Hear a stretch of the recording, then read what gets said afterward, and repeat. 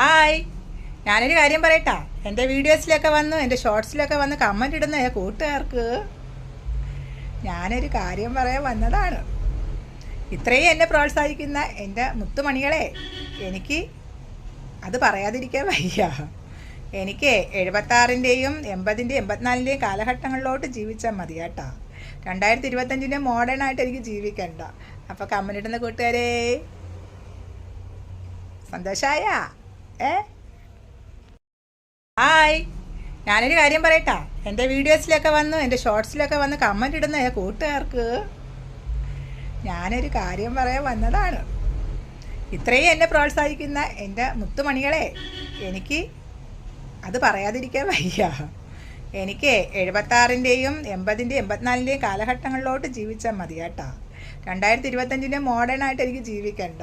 അപ്പോൾ കമൻ്റ് ഇടുന്ന കൂട്ടുകാരെ, സന്തോഷമായ